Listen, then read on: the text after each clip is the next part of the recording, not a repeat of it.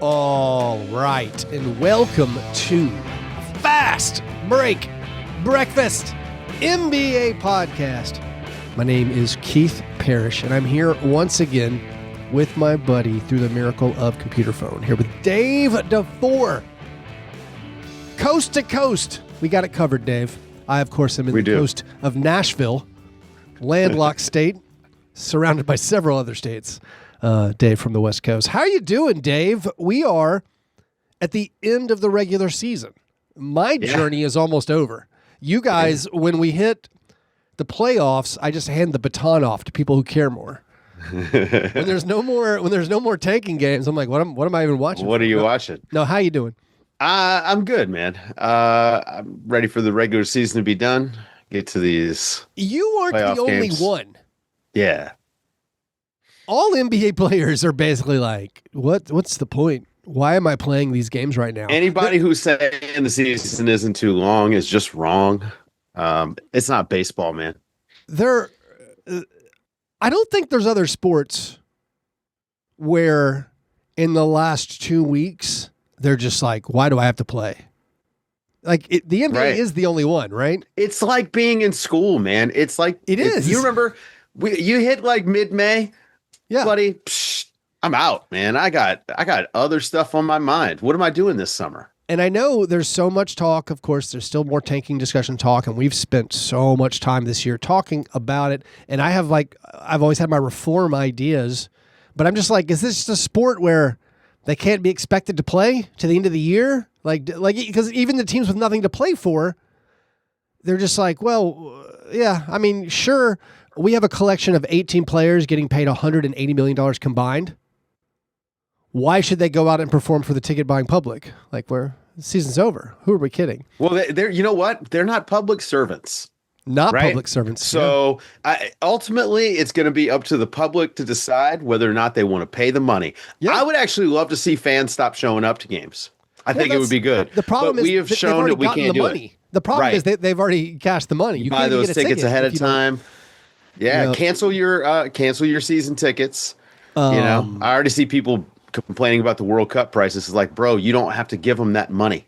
The World Cup, let them fail. The World Cup pulled a scam, as The Athletic reported. I mean, yet that's not a shocking sentence. Is the World Cup not just one giant scam? One gigantic scam. You have FIFA changing people's tickets after they already bought them. Mm-hmm. You have these public transportation, I guess they're not public, they're private transportations in all these cities. For sure. There's no way to get to the games. It's America. And they're gouging the fans. Where it's like, do you want to go to the game that's 30 miles from a city? Let me quote Kamala. There's don't a train. Come. Don't come. It's a $200 ticket. It's like it's all a mess. What a nightmare. Dave. If you like stuff, it's a terrible time to be alive. There are a lot of awesome things in the NBA. Yeah. You have the Nuggets having their first ever in the Nikola Jokic era 10-game win streak. Absurd. That was shocking. Said I saw them in person. That's a more shocking stat than like the awesome counting stats. All right, sure, no NBA player has ever led the league in assists and rebounds in the same season. Okay, fine. Jokic has never won 10 straight? What? Right. Yeah, it feels wild. You have the return of Cade Cunningham, which is a relief to NBA fans, to Pistons fans. Not soon enough for end of the season awards, but of course, I think he's going to be able to appeal. Remember, the most exciting thing about the NBA awards is the paperwork, dude. Right? It's the same as once we dig through all the rules, I love the extraordinary circumstances. I didn't know Cade had an extraordinary circumstance. I know Luka. So maybe the biggest news since we last recorded was that the Lakers are done. Luka Doncic injury, Austin Reeves injury. Luka finishes 1 game short of the 65 required to be eligible to finish 3rd or 4th place in the MVP vote. Very comically, I guess it's not comically. They're going to appeal under this extraordinary measures rule because he went to Slovenia for the birth of his child. But also the part that's comical, if he hadn't cussed at the officials so many times, he would have been award eligible because he got suspended for picking up too many technical fouls.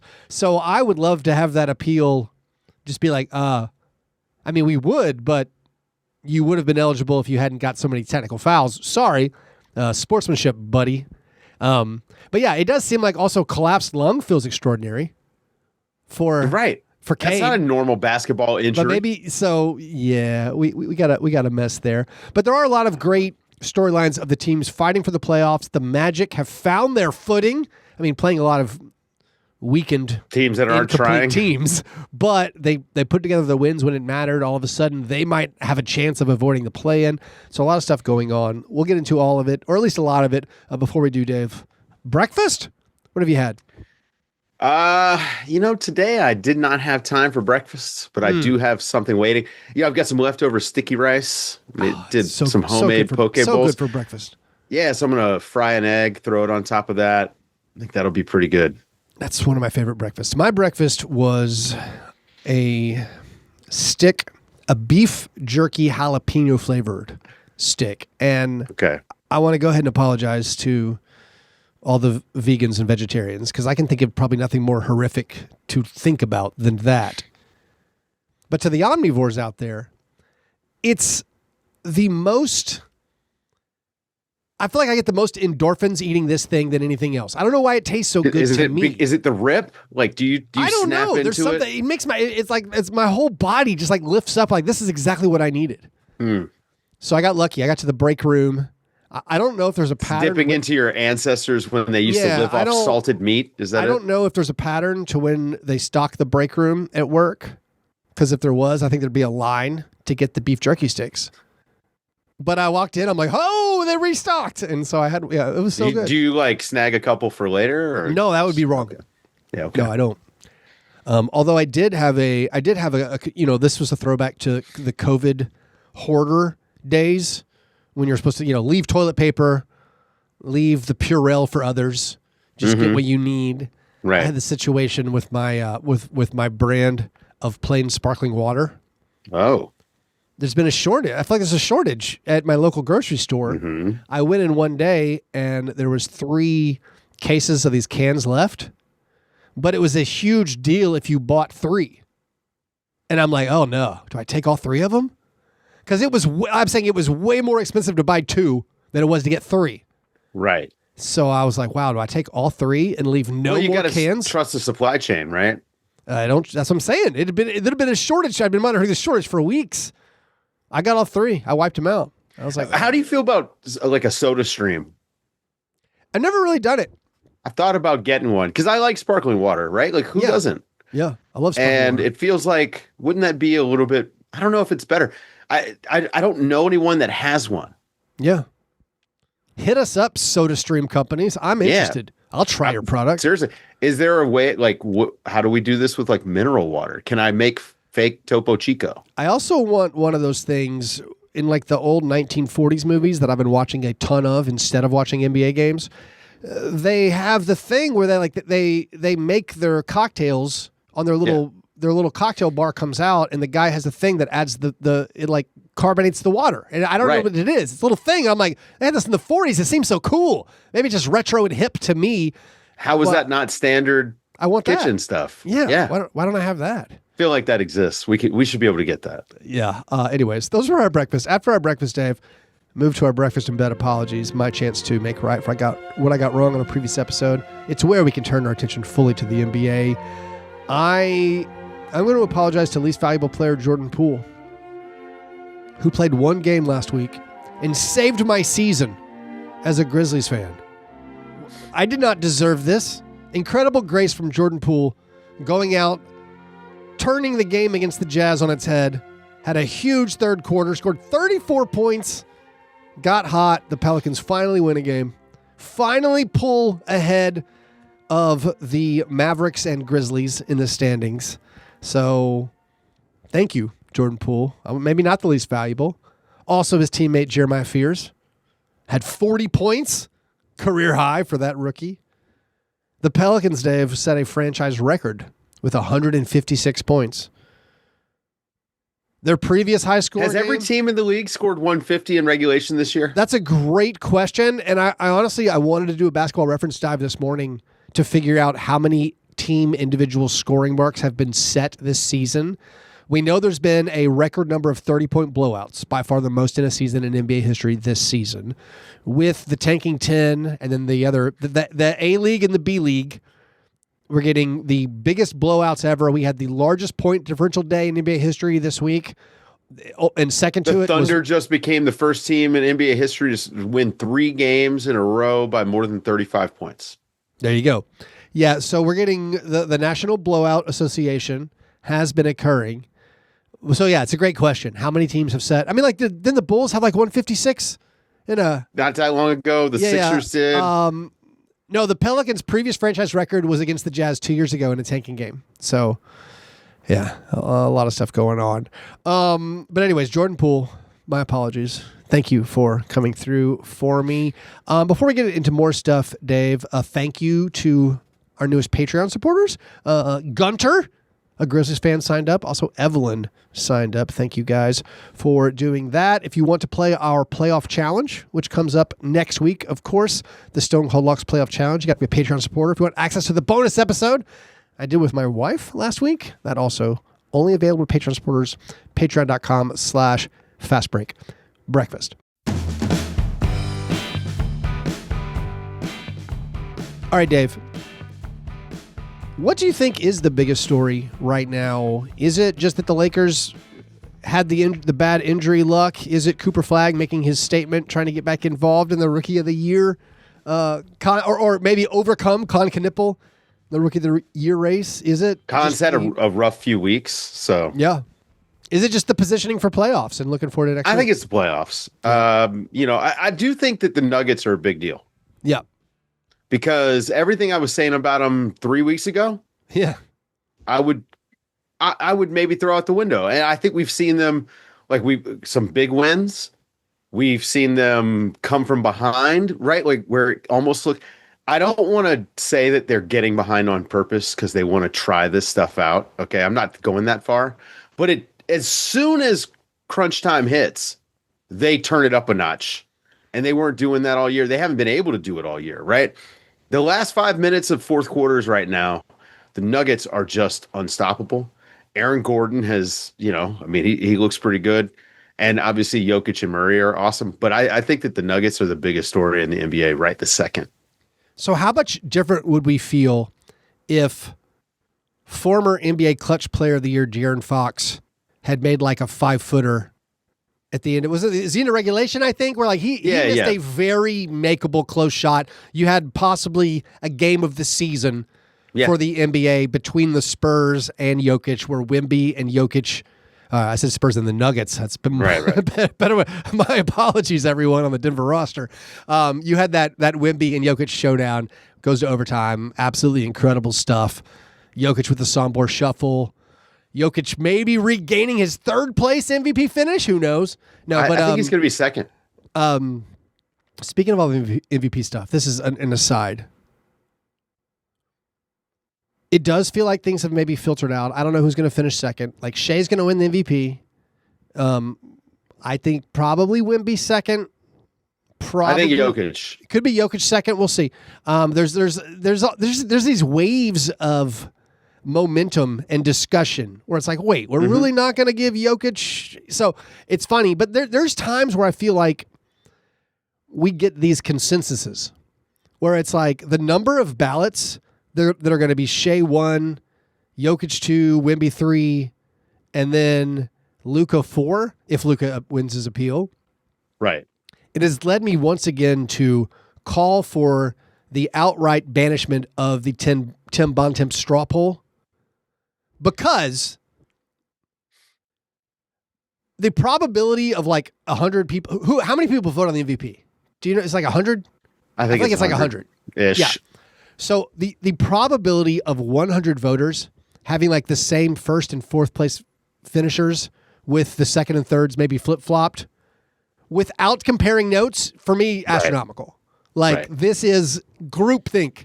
The groupthink starts a quarter of a way into the season where everyone's like, what does everybody else think? Okay. and then you don't want to fall outside of the norm. So I mean, how many of these voters are watching enough to actually have educated that's opinion? what I'm saying. Not that many. You should. It should be somewhat regionalized. If you watch more of Nikola Jokic's games, you're going to rank him over these other people. Probably. I tell you, like, here's how I know I have blind spots. Like, just throughout every NBA season, I end up watching certain teams way more than others. A lot of times it's like the Kings and the Jazz because they're on at 10 p.m. Central Time when my children are asleep. But a lot of times I end up with just randomly watching certain teams. Like one way I know I have a big blind spot is the way I'm taking this as people, I respect their opinion, the way people started talking about Stephen Castle. Where I was like, I'd watch Spurs games, but people are talking about like Stephen Castle's like all NBA, and I'm like, wait, I guess I haven't watched close enough in a while. That hadn't occurred to me.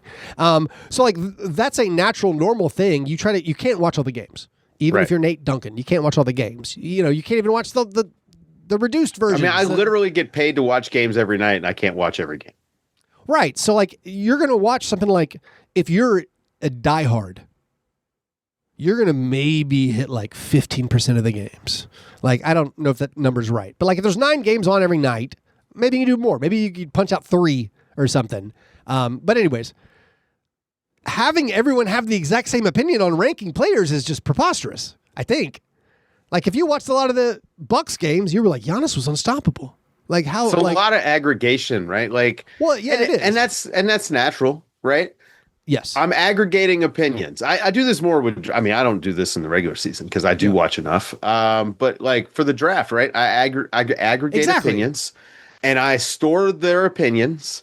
And then I watch these guys summer league and I watch them, you know what I mean? And then I'm like, okay, I see this point, boom, boom, boom. The draft is exactly the same, where it's like, you're telling me if everyone hadn't compared notes, everyone would have the same top 7 in the NBA draft when you've never even seen these players play against.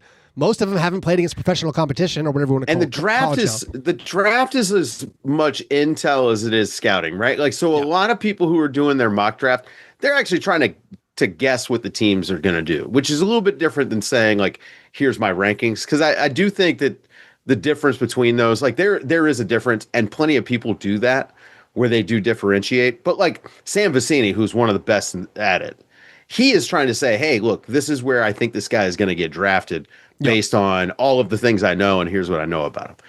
So, but I take my opinions on these guys from them. Yeah.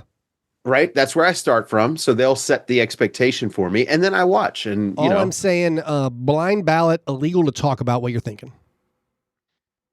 That's all. Illegal. If you're an awards voter. Outright ban it. Awards voters, keep it to yourself.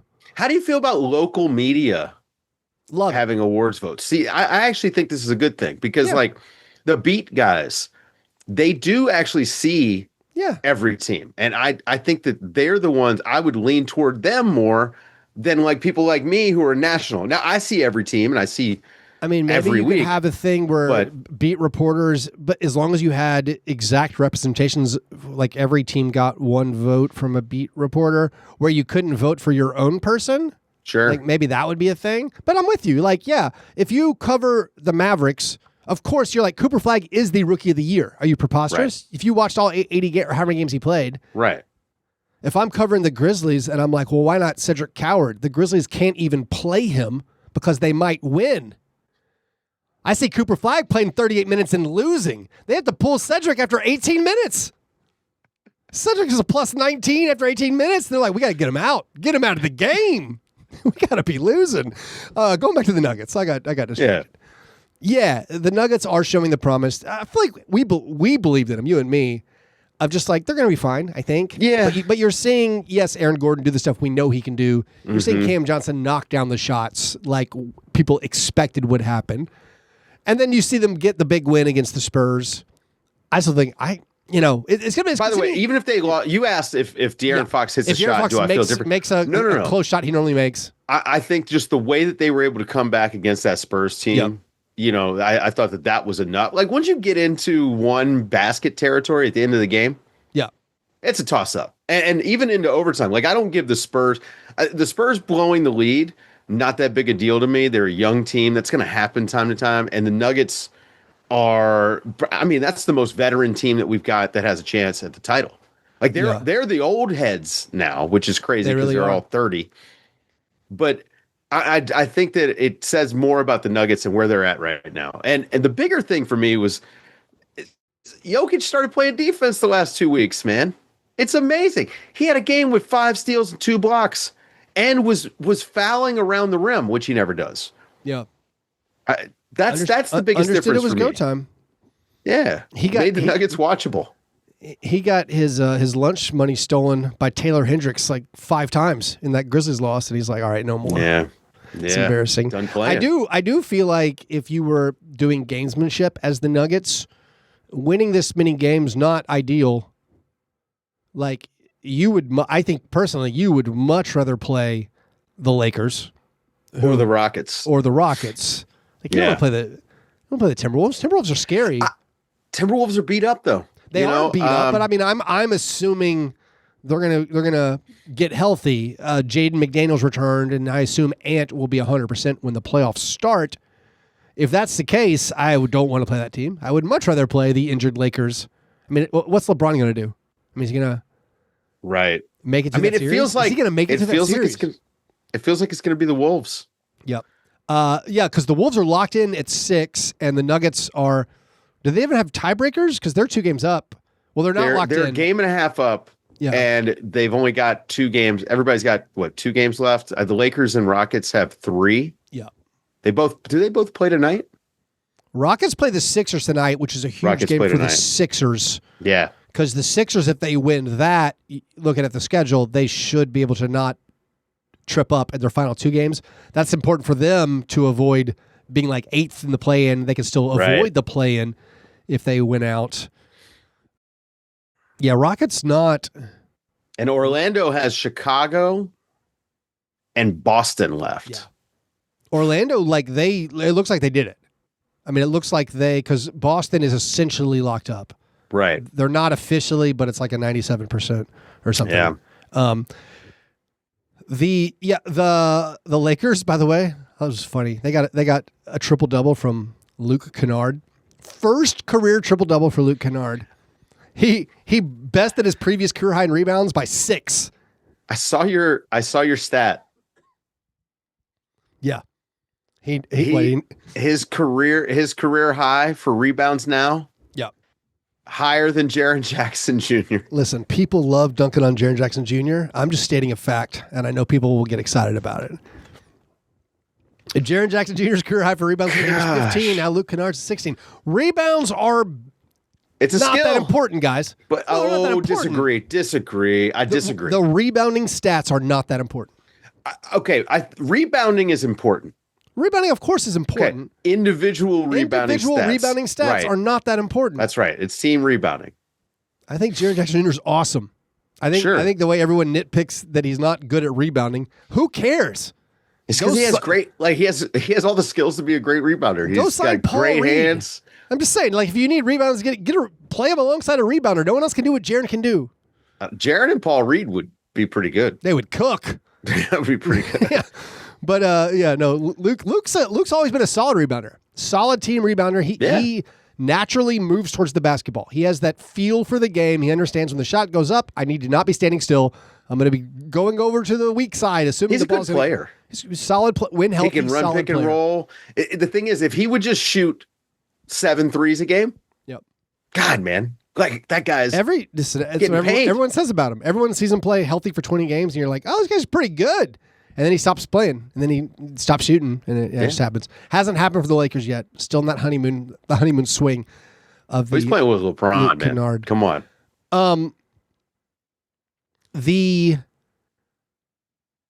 Trailblazers play the Clippers. It's essentially a play-in game. I believe the winner of that will end up 8th in the West. Very, very exciting. I'm closely monitoring that game, of course, to see if Jeremy Grant will play.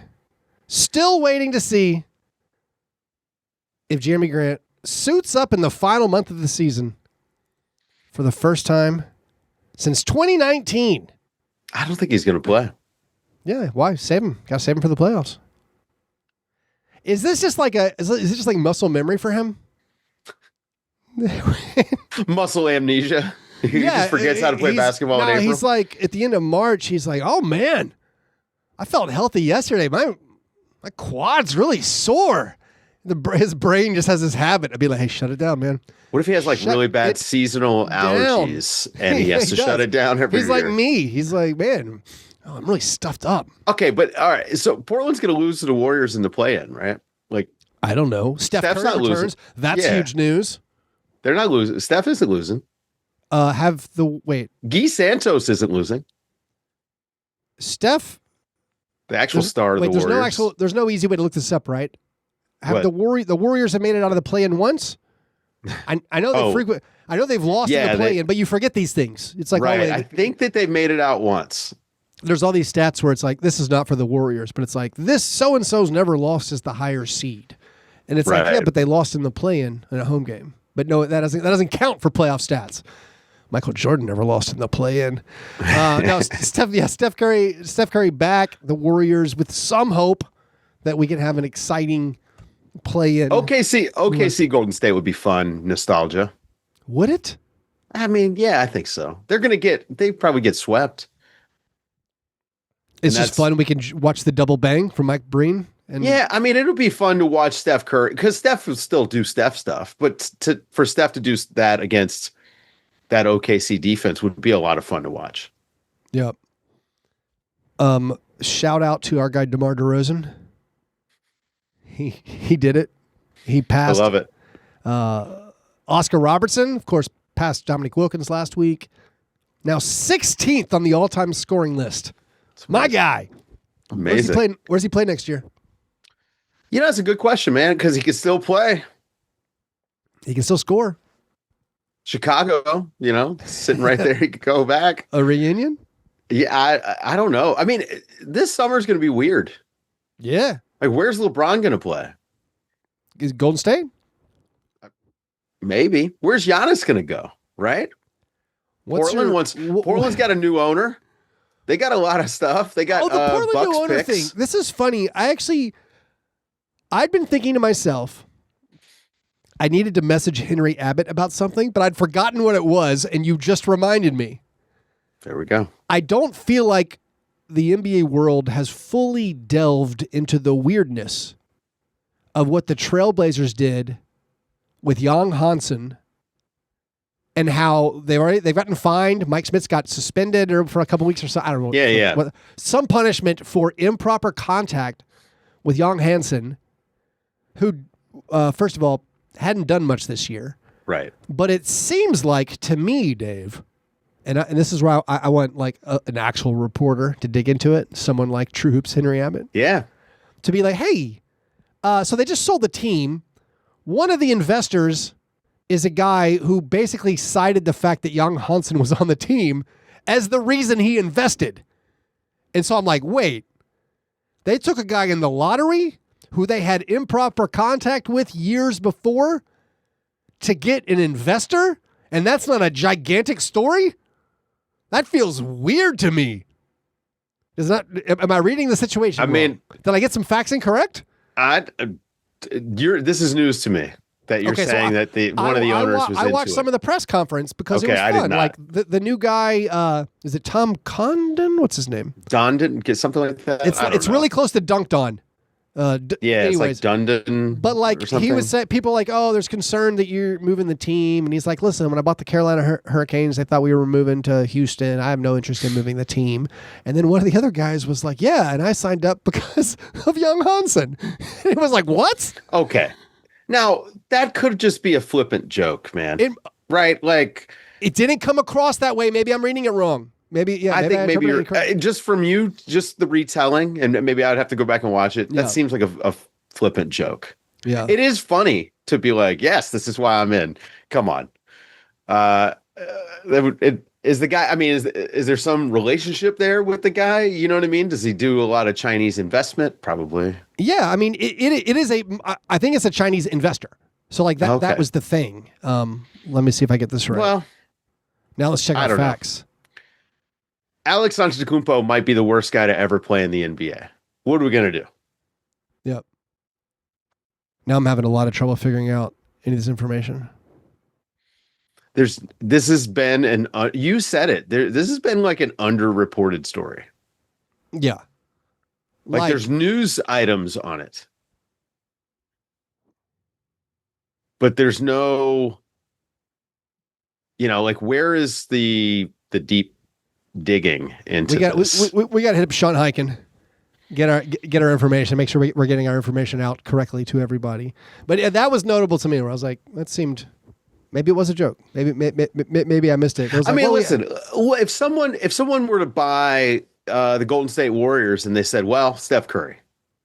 No, but that's because he's already there. There's no comparison. We're talking about a fringe rookie who obviously has a global appeal, we think an Asian market appeal, and it's like, what did that factor in?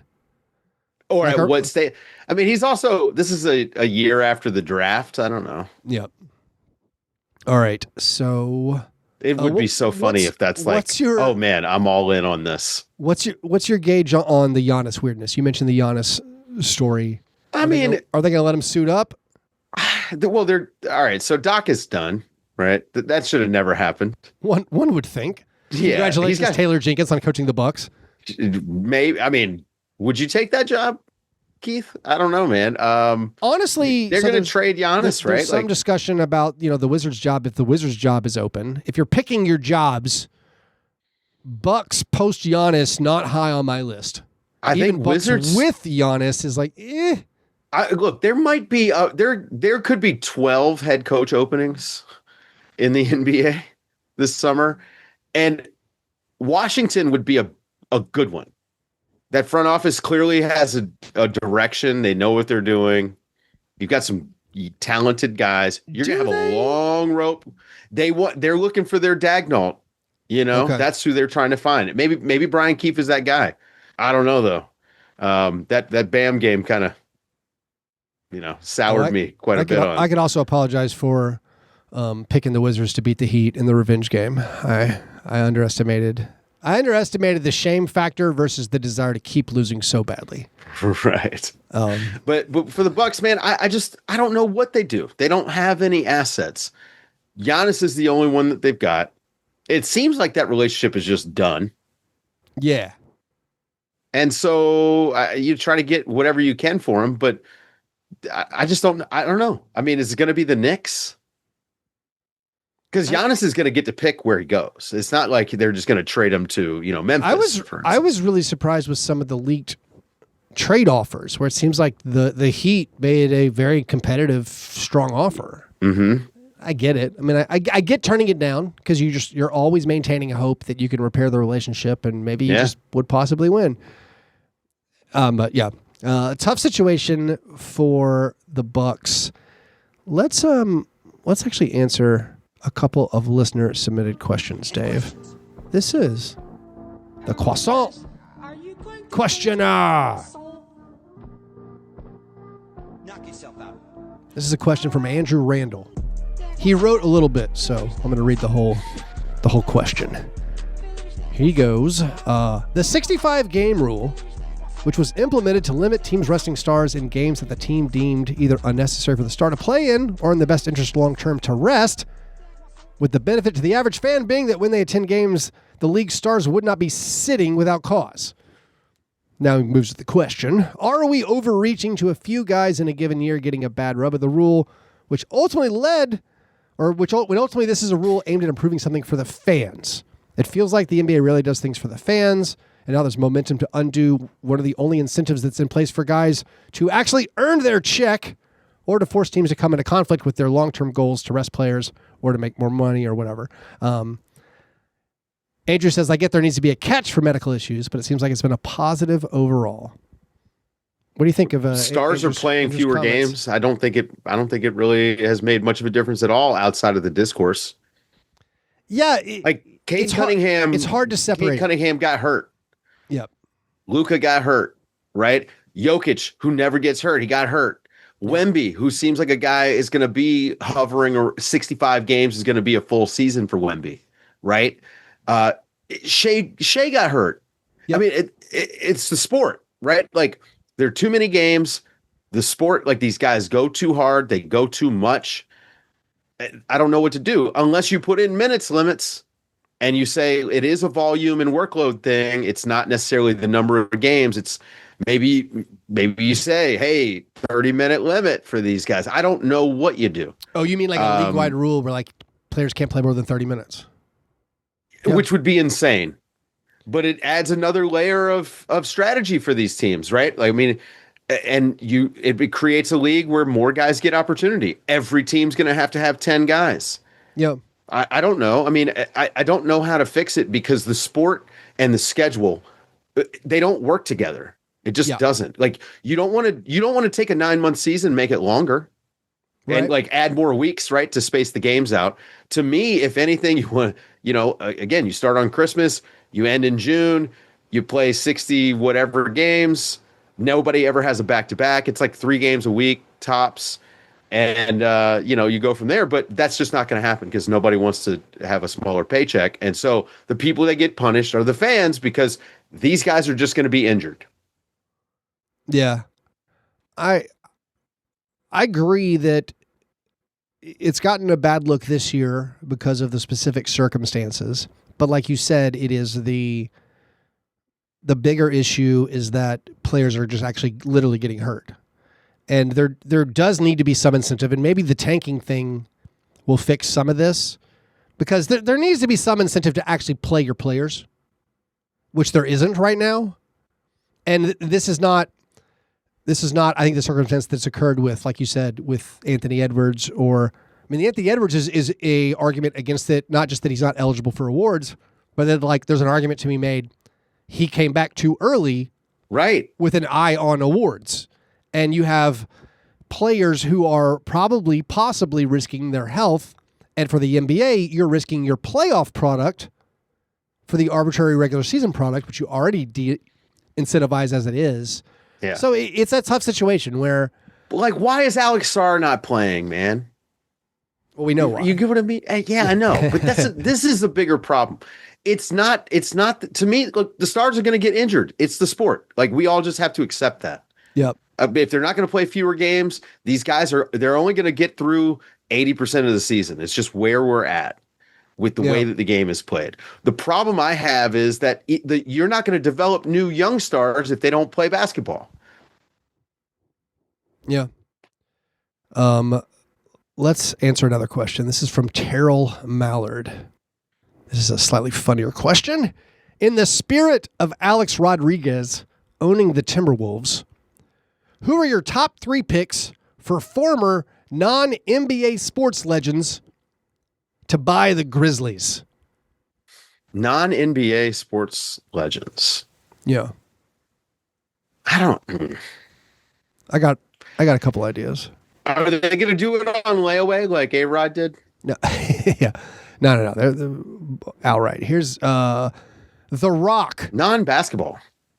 Oh, God. Let The Rock buy the Grizzlies. I know he has a Memphis connection, doesn't he? I'm pretty sure he does. Maybe it's just from wrestling. All the wrestling guys. The wrestling all the comes wrestling up guys through do. Memphis. Yeah. Let The Rock buy the Grizzlies. Oh, my God. You think he's going to tolerate them resting Omax Prosper because Omax is playing too well?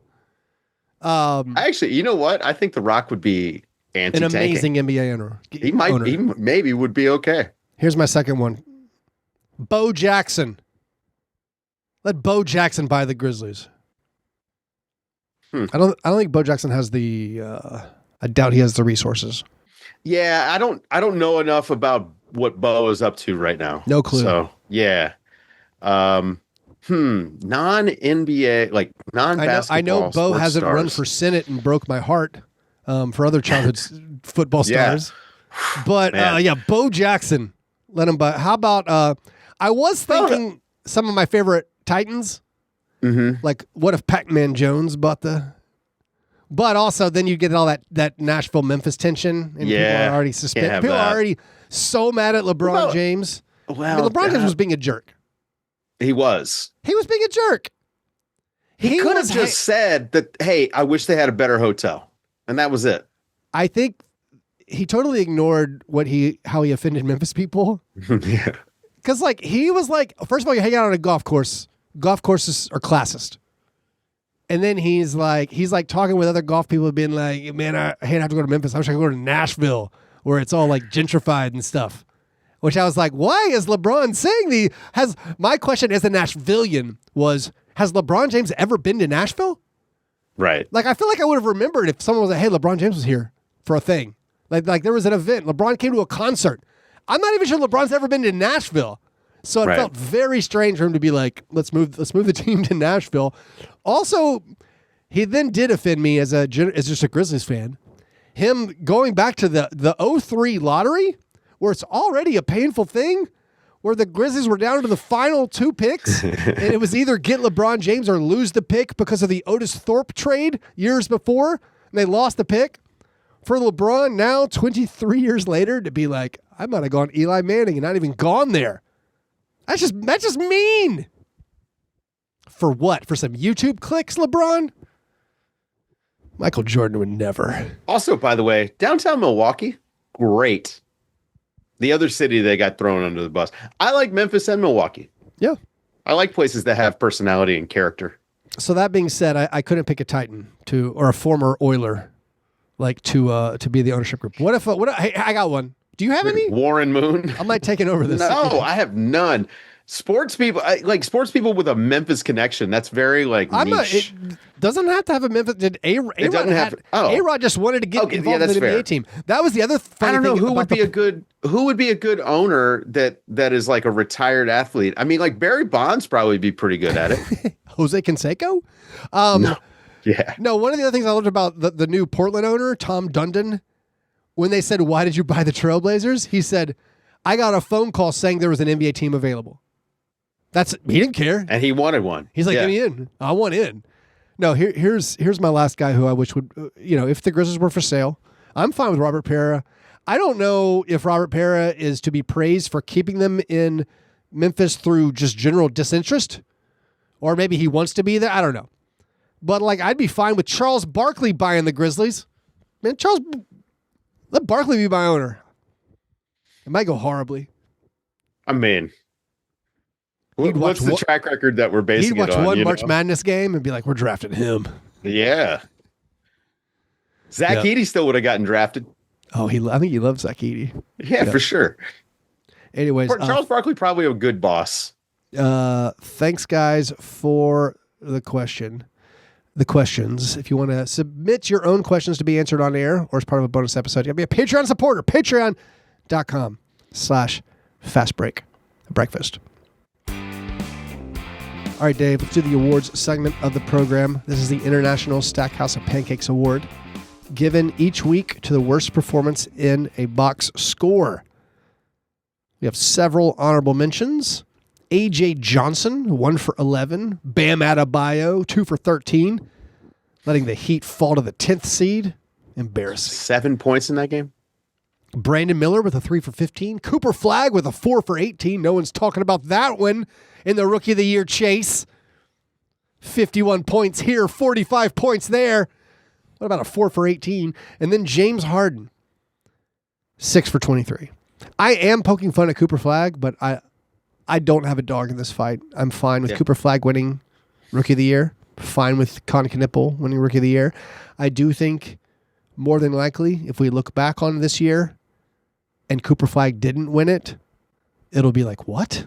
How do you feel about the fact that teams send out gift baskets and stuff like that to awards voters? I feel outraged. I've never received a single one. Citizen, well, you don't vote. I'm an influencer, though. Yeah, but that would be maybe the more ethical thing to do. It's we can lobby behind the scenes instead of lobbying directly. You know what really gets me upset about some of the things the Grizzlies have done recently is Cedric Coward is a fringe option for the 5th first-team all-rookie slot. Probably lost out because he doesn't play very much anymore, and the Grizzlies have been losing on purpose since February began. However, on social media, they don't post Cedric Coward highlights. They're not posting the slow-mo second angles. I know FanDuel TV is it's going down the drain. It ends next week. But still, you have these media accounts. You have millions of followers on Instagram and on YouTube and I assume TikTok and on Are they Twitter. tanking there too? And it's just like, why aren't... So when I do Grits and Grinds episodes, I try to pull highlights that aren't just the ones off of NBA stats. I'm looking for the good highlights, the slow-mos, the baseline cams and such that they show on the broadcast. And a lot of times I can rip them off of social media, but they don't post them. The Grizzlies don't post them. FanDuel TV doesn't post them. So like Cedric Howard had 27 points against the Nuggets in 22 minutes. It was like I can't remember what it was plus minus right now. It was like plus 15 and like a 16-point loss. Mm-hmm. There are no like, look at this Cedric Howard play. Like NBA man account's not doing it because what do they care? Like to stay in the awards voters' minds, you have to send these packages. Vote for Chris Dunn, first team all defense. Here's a stupid T-shirt we made. Like they send out these promo packets. Mm-hmm. For me, the least you could do is just post highlights of your players. Post the highlights of the players so people will share them. People will say, "Whoa, look at that play he made. That's awesome. Look at that dunk. Look at that block." Anyways, I'm fine with the sending out the gifts. I want some. I will promote your player. I will come up with stats that make your player look awesome. Give me a little something. Is that ethical? No. But Well, I mean, again, you don't have a vote. I don't have a vote. Yeah. They're not buying anything. Yeah. Got to get rid of airtime. Got to get rid of all lobbying. All right. Our 3 nominees for the award this week. Ethan Thompson. Who? Somebody named Ethan Thompson. Played for the Pacers. He went 1 for 12 in a loss to the Cavaliers. Had 5 points, 1 rebound, 1 assist. No turnovers. 3 personal fouls. Jalen Suggs in a win against the Pelicans. I mean, the Magic. I think all their guys, so Franz Wagner came back. Mm-hmm. In the last week, like Suggs, Bane, Paolo, and Franz, like shot 56%. All of them shot great. Yeah. Even including this 4 for 19 game we're talking about. Still the numbers were good. They came out good. But Jalen was 4 for 19 in this win against the Pelicans.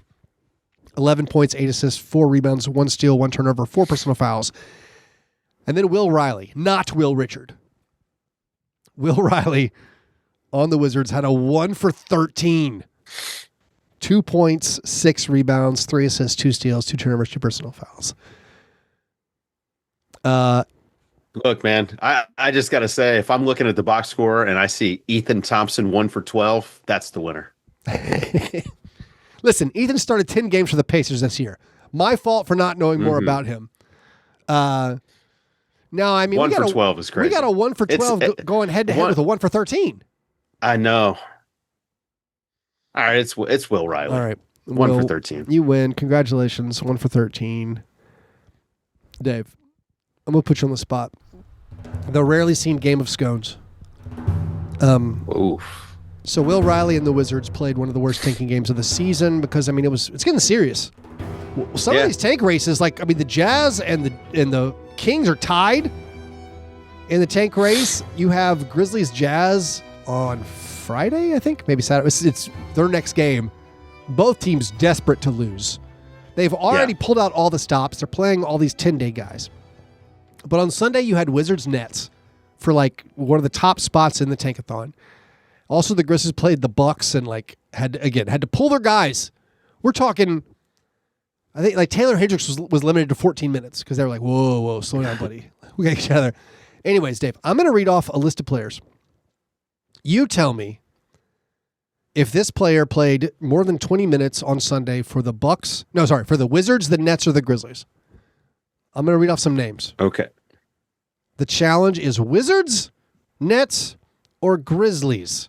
Adama Ball. I was gonna pull it up. No, that's cheating. Okay. Yeah. I'm glad you said something. Dave. Adama Ball. Grizzlies. Good job. Julian Reese. Man, I think he played Brooklyn. I think I think he played 40 minutes. Brooklyn? He's on the Wizards. I did not see this game. Jameer Watkins. I can't believe you're hitting me with who he played for. I'm hitting you with the hardest who he played for. God, this is awful. Jameer Watkins, Memphis. 43 minutes on the Wizards. Lucas Williamson. Oh, my God. I'm telling you, these are guys I hadn't heard of a week ago. No, literally. Why would I had heard of Jameer Watkins because I had him in our negative fantasy league. Lucas Williamson is like a 27-year-old rookie. Feels like Brooklyn. He's played 36 minutes on the Grizzlies. All right, Dave. Here's an easy one. Dariq Whitehead. Oh, he's Brooklyn. He used to be on Brooklyn. The Grizzlies picked him up. 39 minutes for the Grizzlies on Sunday. I figured they'd pulled him out of the broom closet or something. Malachi Smith. Man, I have no Washington Nets. Trayvon Scott. Jeez, man. I'm literally hitting you with guys I have insane. no idea. I don't know what they look like. I don't know if they played college. Like if you and I watched college, we might be like, oh yeah, that guy was big on Seton Hall. But no, yeah, Creighton. Oh, Brooklyn. Yeah, you got it. All right, so here's some of the other ones. So Jalen Wilson, you probably would have gotten 26 minutes on Brooklyn. EJ Liddell played 30 minutes for Brooklyn. Drake Powell, 29 minutes for Brooklyn. Our guy Leaky Black played 30 minutes for the Wizards. Sharif Cooper has been playing all the minutes on the Wizards. Also, some of the other Grizzlies names. Toby O'Connie. And if I would have given you Ryan Rupert, you would have gotten that one. Grizzlies. Memphis played, again, you want to talk about these throwaway games. Wizards, Nets, Grizzlies, Bucks. Yeah. I forgot those games were even on the schedule Sunday. There you go. Yeah. No, I mean, you are paying attention to the more important games.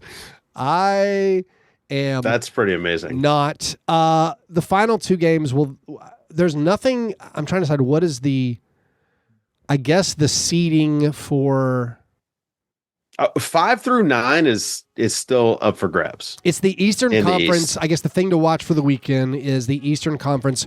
Which teams do the Hawks stay at 5 or 6, or do they drop? Like they can still drop in. You're having all the teams in the East trying to avoid the play-in, which you have a lot of teams. Those are going to be some desperate games. Although I think the Heat, I think the Heat are locked into 10 now, which makes it a little bit less exciting. Because maybe they'll rest guys and just try to come up with their game plan for what comes next. But anything else we need to hit before we wrap it up? I got to go back to work. I don't think so. No, I think we now just are looking ahead to playoffs. That's right. I mean, no games Saturday, no games Monday. Oh, that's no right. Games Wednesday. We hit the all Friday, all Sunday. We have these days off. I forgot. It's so weird. Yeah, I might go to San Diego Saturday. There you go. That sounds fun. Depends. I'm gonna watch my first love, Major League Soccer. Oh, I thought you were going to say the Masters. Oh, I know. I don't watch the Masters. A tradition, unlike any other. Not my thing. Anyways, thanks everybody for hanging out. If you want more, patreon.com/fastbreakbreakfast. You guys are the best. Thanks for listening. And remember, breakfast is the most important thing.